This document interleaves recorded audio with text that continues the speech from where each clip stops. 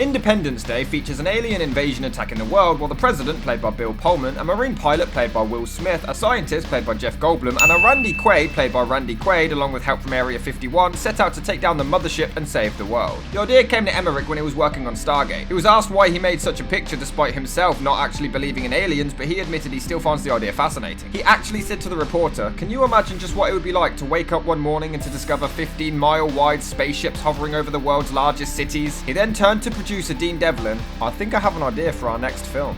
Let's do it. The problem with previous invasion movies was that most of the time they'd just arrive in Earth and they remain hidden in a field, or they arrive gradually, injecting themselves into the back of somebody's head. They wanted an invasion on a much grander scale, saying, why would you arrive from across the galaxy only to hide on a farm rather than making a big entrance? He didn't have any other choice. The duo wrote the screenplay in just a month whilst visiting Mexico, and immediately, just a day after sending it to 20th Century Fox, the picture was greenlit and pre-production began 3 days later in February of 1995. The US military were originally going to help with the film, providing vehicles, costumes and personnel, but requested they remove all references to Area 51, which the writers refused. The military then backed out. Do you have any clue where Area 51 even is? Between Area 50 and 52? The movie broke the record at the time for having over 3,000 special effects shots. Upon release, the film has, to this day, received mixed thoughts. Many called the movie cardboard with stereotypical characters and weak dialogue, but the White House exploding was always considered one of the most memorable scenes of the 1990s. The main issue is that the characters were archetypes, bland cardboard stereotypes, and I don't really see it that way. I mean, sure, you can label them as nerd, badass, military, drunk, but you could do that with any film. Star Wars, young rookie, old mentor, badass, strong female, annoying sidekick. There we go, easy. I wouldn't say that, sir. The thing is, I feel like if you replaced any of these actors with somebody else, they just would not be the same character. The characters may have little to no development, but the actors sell the performances. If you replace Jeff Goldblum with Dennis Quaid, it'd be a completely different character. The actor would change it entirely, so I don't see the writing as cliche or stereotypical.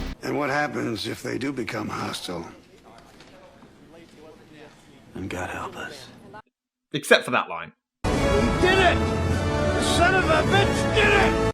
Yeah, and that one. Tell my children I love them very much. And that one too. And this opening shot. And this zoom in about coming in peace for all mankind. Subtle. But that's it. Trust me, it's there. The film is 2.5 hours long, and I wasn't bored once throughout the whole thing, which must say something. The story kicks off quite quickly with the invasion, and we spend a lot of time with these characters. Granted, not a great deal is learning more about their personal lives, but the main focus is the invasion, and I actually wanted these people to survive.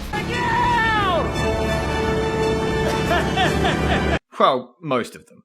And no, it's not because I just like the actors. Smith could have died in After Earth and I wouldn't have given a shit. But Will is charming here and a goofball, but he has a heart of gold and a decent role model and stepdad to his girl's kid. And the wedding may seem random and out of nowhere, but it makes sense that he wanted to make it official in case they didn't make it out alive. He's risking his life and he's still putting her first over all of the madness that's taken place. Jeff Goldblum is a nobody who discovers something that, yes, it's unrealistic that the government and military did not spot, and he just wants to help despite his original disliking of the president and can overlook his past with his ex. See, right there, I just explained more character in those two than just generic archetypes. The president himself actually comes across really likable. He's not George Bush, he's right up there fighting with his men. His character goes out of his way to protect, and I want him to make it out okay. People have mocked the fact that he's up there fighting, but you'd soon complain if he was just like, nah, fuck it, you can all do it, I'll stay down here. Absolutely. This actually gives him redeeming qualities as a character. He's actually willing to put his neck on the line to save his country and the rest of the world. The military want to nuke the mothership, but he's reluctant in fear of killing nearby civilians. This is actually a decent human being. His wife is dying and, okay, yeah, no feels, we barely knew her, but the three main ones I really liked. Goldblum and Smith have great chemistry together, and by the way, I like the fact that Goldblum didn't play Goldblum. I thought he played this differently to his other roles. The comedy is great between the two, but Smith really does steal the entire show with every scene and every line. No, sir. Just a little anxious to get up there and whoop E.T.'s ass, that's all. Oh no, you did not shoot that green shit at me. You got me out here dragging your heavy ass through the burning desert with your dreadlocks sticking out the back of my parachute. What was that? Don't do that. Just trying to get a feel for a girl, that's all. Oh, no, don't leave her alone. Really. Look, I am. Steve! I mean, here, he punches an alien with his bare hands and he has not one, but two awesome one-liners. Welcome to Earth. That's what I call a close encounter.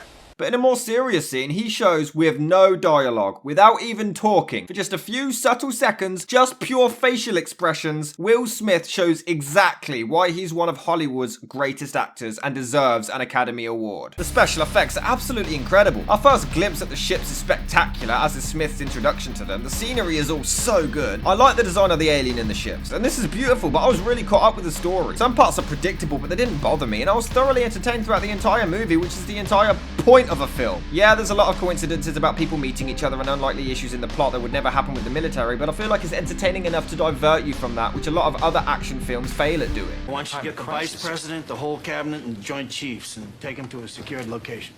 I'm staying. I don't want to add to a public hysteria that's going to cost lives. So he doesn't want to leave in fear of spreading panic, but he's going to send everybody else away. And it's stupid that they don't mention Area 51 exists to the president, by the way, until after they've lost a shitload of soldiers. Once again, things that could have been brought to my attention yesterday! This dude even brings it up too. You should have warned us before we launched a counterattack that cost us the lives of hundreds of American pilots. I don't quite understand though, when Goldblum and the others are telling everyone to hurry up and leave town. The issue is worldwide! They acknowledge it's in Russia! Everywhere! It's an alien invasion! Time's up. Thanks for that, Jeff. Were you gonna narrate the fucking attack next? Why did Randy Quaid have a career? Like, I've never met anyone who actually liked him. But yet, he just kept getting cast. Ever since I was kidnapped by aliens 10 years ago, I've been dying for some payback. He's not funny. He's annoying.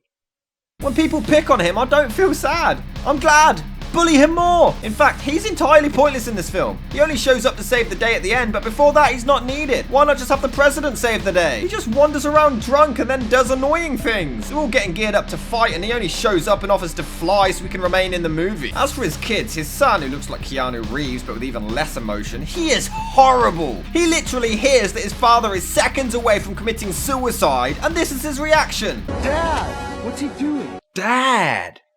You should be proud of him. Are you kidding me? Your dad is dead! We also meet Will Smith's best friend Jimmy randomly before their first big fight. He just comes out of nowhere and we're rushed this big backstory like, yeah, we are good friends, and you're watching just like, you are so dead. See? This guy is beyond annoying, but also kind of intriguing. Everybody, head down to the basement. Take it slow, don't run. Is that really his voice? Get your stuff together and head for anesthesia. Really? Did his mother throat fuck a banded bullfrog? Oh my god. The movie's effects are phenomenal, but at the start we get these flash transitions with this annoying sound effect, which is cool once, but they keep doing it for no reason.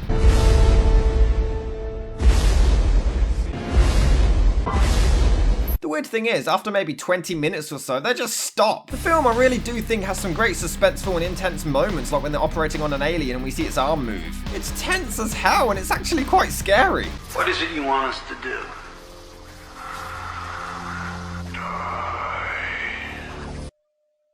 That is terrifying. As for the greatest movie speech ever, it still gives me goosebumps to this day, and I absolutely love it. I had a feeling you would. This was a huge turning point for summer blockbusters, and if not for this film, there wouldn't have been such movies like Armageddon, Deep Impact, The Avengers, and many, many more. Author Stephen Molstad also wrote a novelization shortly before the film came out, developing more details of the characters, and includes the original ending, which the movie changed. Originally, Randy Quaid was to steal a missile and rope it to his biplane. As long as Randy Quaid still dies, I'm happy.